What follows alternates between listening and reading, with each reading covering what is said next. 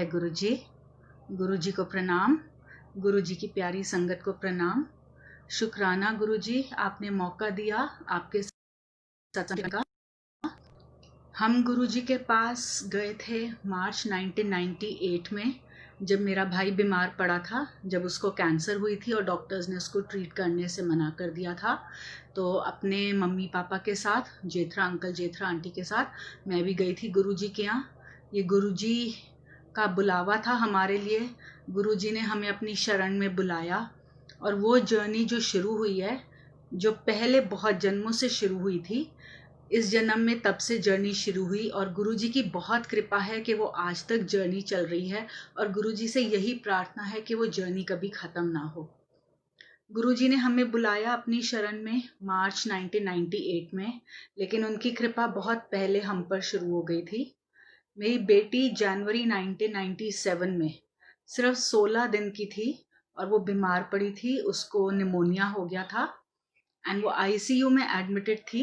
वहाँ पे उसको रात को 3:30-4 बजे के करीब कार्डियक अरेस्ट हुआ था, हार्ट फेलियर हुआ था। और गुरुजी की कृपा अगर नहीं होती हम पर, तो वो 16 दिन का बच्चा ना बचता।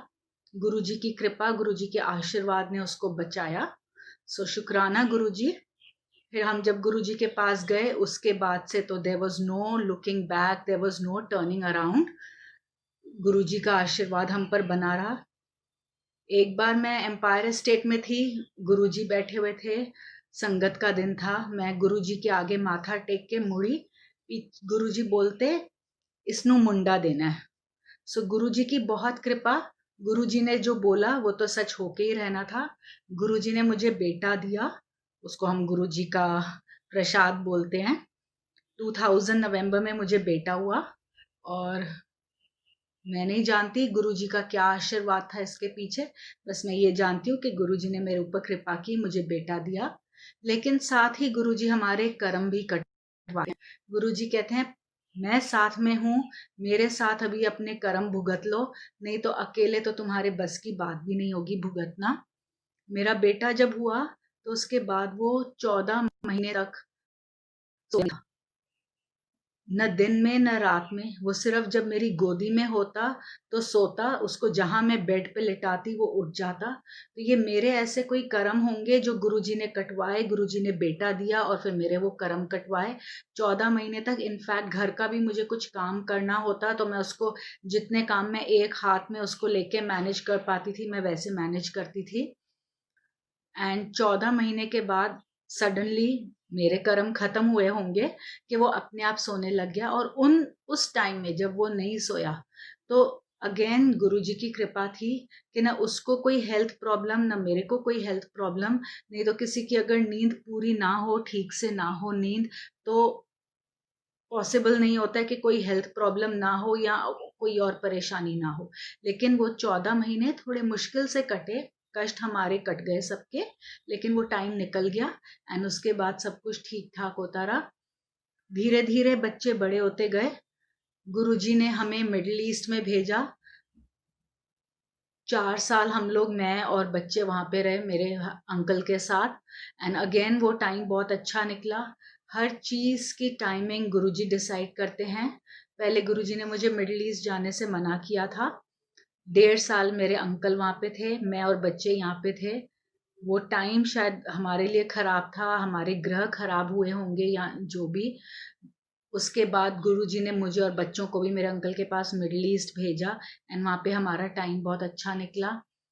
जब वापस अभी हम वहीं पर थे, तो मेरे अंकल बात करते थे कि इंडिया, लेकिन अगेन गुरुजी की कृपा सब स्मूथली हुआ। हम वापस इंडिया आए, गुड़गांव वापस आए। 1 साल गुड़गांव में रहे। उसके बाद हम बैंगलोर गए, 1.5 साल बैंगलोर में रहे। उसके बाद वापस गुड़गांव आए। सो इतनी शिफ्टिंग्स, इतना 2 बच्चों के साथ घर देखना, बच्चों का स्कूल देखना, बच्चों की एडमिशन, बच्चों की पढ़ाई, वो सब करने वाले गुरुजी थे। हम सिर्फ यहाँ पे अपना काम कर रहे थे, पीछे बिहाइंड द सीन्स सब कुछ गुरुजी कर रहे थे। हमारा सब कुछ ठीक ठाक हो रहा था।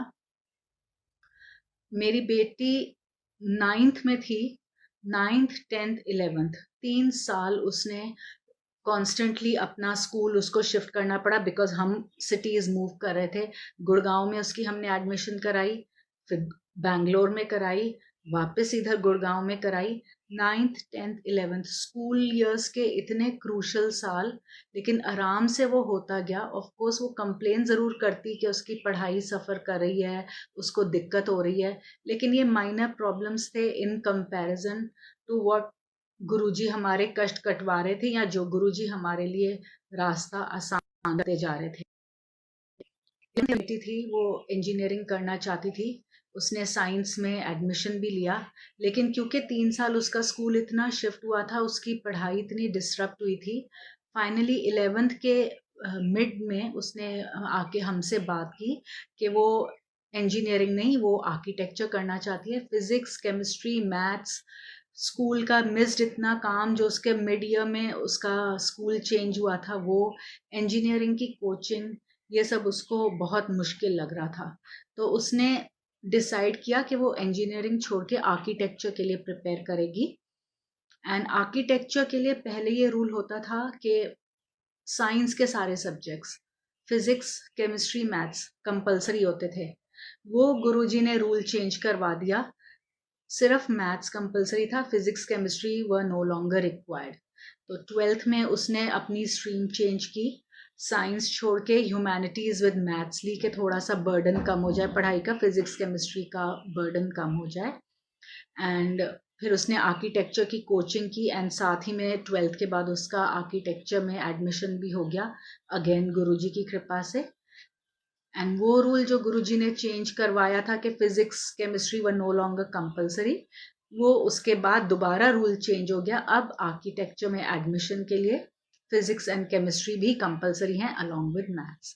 सो गुरुजी अपनी संगत के लिए क्या क्या नहीं करते हैं, रूल्स चेंज कर लेते हैं, चाहे सीबीएसई का रूल हो, चाहे कुछ और हो, ऊपर को नीचे, नीचे को ऊपर कर देते हैं, बिना बोले बिना मांगे, जिसमें हमारी भलाई होती है।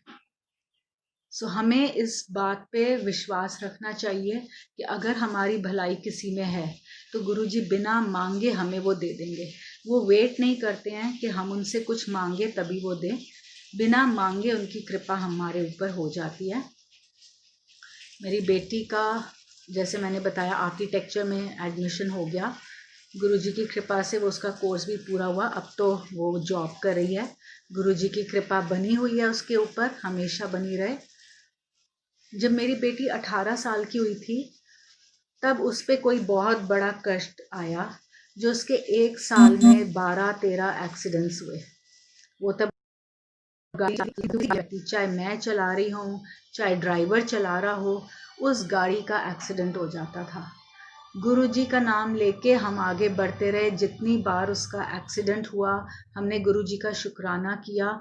कष्ट गाड़ी पे आया, उसको खरोंच तक नहीं आती थी। इतने मेजर मेजर एक्सीडेंट्स हुए उसके। एक बार आगे गाड़ी थी, बड़ी एसयूवी थी, उसमें जाके टक्कर मारी। पीछे बस आ रही थी, आगे से फॉर्च्यूनर गाड़ी में, एसयूवी में टक्कर लगी, और पीछे से बस ने आके टक्कर मारी, और बीच में गाड़ी पूरी पिचक गई। 4 लोग हम बैठे हुए थे गाड़ी में, लेकिन किसी एक पर खरोंच भी नहीं आई। एक बार वो बैठी हुई थी गाड़ी में पैसेंजर साइड पे, एंड दूसरे साइड से गाड़ी आई बिल्कुल तेज स्पीड पे, एंड एग्जैक्टली वहीं पर आके डैश करती जहां मेरी बेटी बैठी हुई थी। लेकिन लास्ट मोमेंट पे उस गाड़ी ने थोड़ा सा एंगल टर्न कर लिया, एंड आगे जाके गाड़ी लगी थोड़ा जहां मेरी बेटी बैठी हुई थी, वहां नहीं लगी। So nothing happens by chance, everything happens by Guruji's choice. हर बार गुरुजी ने उसको बचाया, हमें मांगने की ज़रूरत भी नहीं पड़ी, गुरुजी को कुछ बोलने की भी ज़रूरत नहीं पड़ी। ऑफ कोर्स जब एक्सीडेंट हो रहा होता है या किसी का होने वाला होता है, उन्हें पहले से नहीं पता होता है, गुरुजी पहले ही हमारा कल्याण कर देते हैं। टाइम और निकलता गया, मेरा बेटा बड़ा हुआ, उसकी जब 12th का आया टाइम, वो लॉ करना चाहता था, उसने लॉ का कोर्स पूरा किया। बोर्ड का रिजल्ट उसका बहुत अच्छा आया, जितना वो एक्सपेक्ट कर रहा था, जितना हम लोग एक्सपेक्ट कर रहे थे, उससे कहीं ज़्यादा अच्छा आया। अगेन गुरुजी की कृपा बनी हुई थी हमारे ऊपर। कर्म तो हमें ही करने होते हैं, पढ़ाई तो उससे ही करनी होती है, लेकिन गुरु का जब तक आशीर्वाद ना हो, भगवान का, गुरु जी का जब तक आशीर्वाद ना हो, तब तक उन कर्मों का, उस मेहनत का फल भी नहीं मिलता है। हमें हमारी मेहनत का, हमारे कर्मों का जितना हम डिजर्व करते थे, उससे कहीं ज़्यादा फल अगर मिला है तो वो गुरु की बख्शीश है, क्योंकि गुरु ने हम पर बख्शीश कर दी। मैं नहीं जानती गुरुजी हम पर इतनी बख्शीश, हम पर इतनी कृपा क्यों करते हैं। मैं सिर्फ इतना जानती हूँ कि गुरुजी हमें देते जाते हैं, हम उनसे लेते जाते हैं। सो उस चीज़ के लिए गुरुजी का बहुत बहुत शुक्राना। गुरुजी ने मुझे लाइफ में करना नहीं सीखा। गुरुजी ने गुरुजी से जुड़े हुए हैं, लाइफ इतनी स्मूथली चल रही है। प्रॉब्लम्स आती हैं लेकिन वो प्रॉब्लम्स परेशान नहीं करती हैं।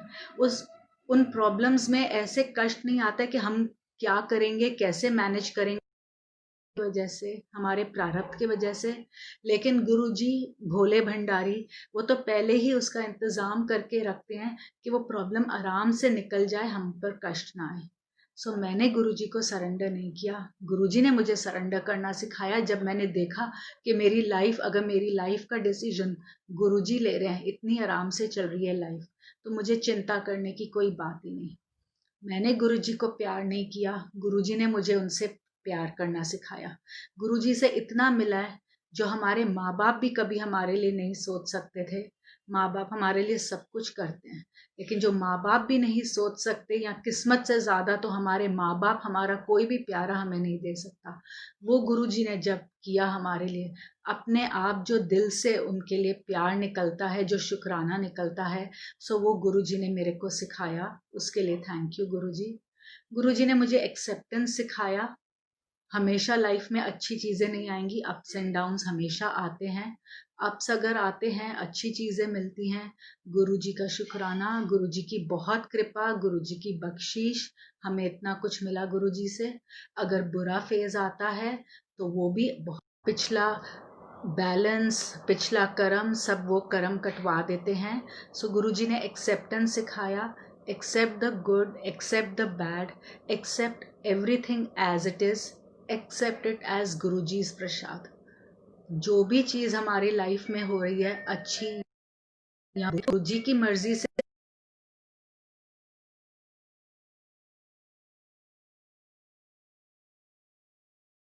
है।